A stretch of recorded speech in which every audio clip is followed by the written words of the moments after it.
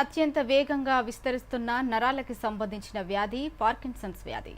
ఇది మెదడులోని భాగాలను దెబ్బతీస్తుంది. ముఖ్యంగా నాడీ కణాలు దెబ్బతినడం, క్షీణించడం కారణంగా ఈ వ్యాధి వస్తుంది.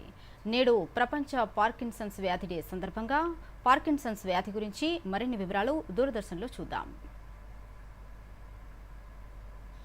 నేడు ప్రపంచ పార్కిన్సన్స్ డే. సాధారణ భాషలో పార్కిన్సన్స్ వ్యాధిని వణుకుడు వ్యాధిగా చెబుతారు.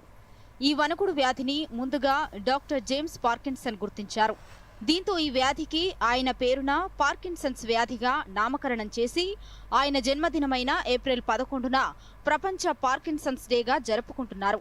ప్రపంచవ్యాప్తంగా పార్కిన్సన్స్ వ్యాధి రెండవ అత్యంత న్యూరో డీజెనరేటివ్ డిజార్డర్గా ఉంది.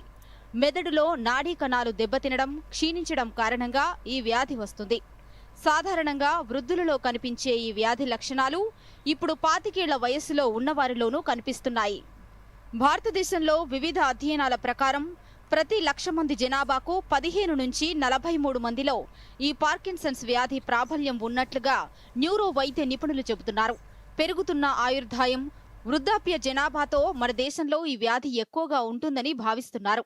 ఇక హైదరాబాద్ నిమ్స్ లో ప్రత్యేకమైన న్యూరాలజీ పార్కిన్సన్స్ సెంటర్ ను ఏర్పాటు చేసి చికిత్సలు అందిస్తున్నారు.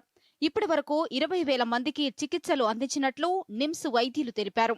ఓపీ విభాగానికి రోజు 5 నుంచి 10 మంది వణుకుడు సమస్యలతో వస్తున్నట్లు వైద్యులు వివరించారు.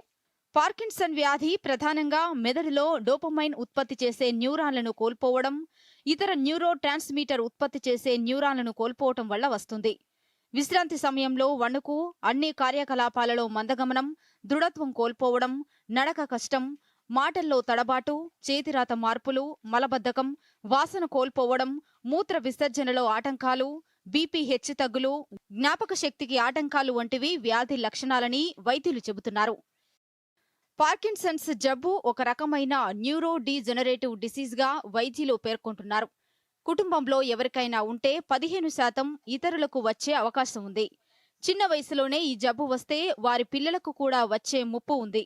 ఈ జబ్బు వచ్చిన వారిలో మెదడులో సబ్స్పాన్షియా నైగా అనే భాగం దెబ్బతినడం వల్ల న్యూరో ట్రాన్స్మిటర్ స్థాయి క్రమంగా క్షీణిస్తుంది. క్లినికల్ పరీక్షలు చేసి ఈ జబ్బును నిర్ధారించాల్సి ఉంటుంది. కొంతమంది బాధితులకు ఎంఆర్ఐ, పెట్ స్కాన్ చేయాల్సిన పరిస్థితి ఏర్పడుతుంది. డీప్ బ్రెయిన్ స్టిమ్యులేషన్ అనేది పార్కిన్సన్స్ వ్యాధికి ఒక అత్యాధునిక శస్త్రచికిత్స అని చెప్పవచ్చు. డీబీఎస్ అంటే మెదడులో ఒక చిన్న పరికరాన్ని అమర్చడం.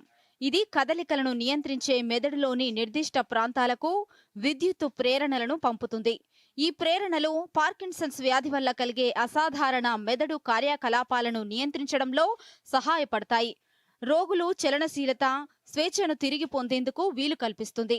దీర్ఘకాలిక ఔషధ వినియోగంతో సంబంధం ఉన్న దుష్ప్రభావాలను తగ్గిస్తుంది. డీబీఎస్ పార్కిన్సన్స్ రోగుల జీవన నాణ్యతను మెరుగుపరుస్తుంది. అధిక బరువు, మెటబాలిక్ సిండ్రోమ్, టైప్ 2 డయాబెటీస్, తలపై గాయాలు, మెలనోమా, ప్రోస్టేట్ క్యాన్సర్, డిప్రెషన్తో బాధపడే వారిలో కూడా పార్కిన్సన్స్ వ్యాధి వచ్చే ముప్పు ఉంటుంది. ఇలాంటి వారు అప్రమత్తంగా ఉండాలి. వైద్యులను సంప్రదించి అవసరమైన చికిత్సలు తీసుకోవాలి. ఏ వయసు వారైనా వణుకుడు, మాట తీరులో మార్పులు ఉంటే వెంటనే డాక్టర్ను కలిసి అవసరమైన చికిత్సలు తీసుకోవాలి. లక్షణాల ఆధారంగా చికిత్స ప్రారంభించాల్సి ఉంటుందని వైద్యులు సూచిస్తున్నారు. Bureau report, Doordarshan news.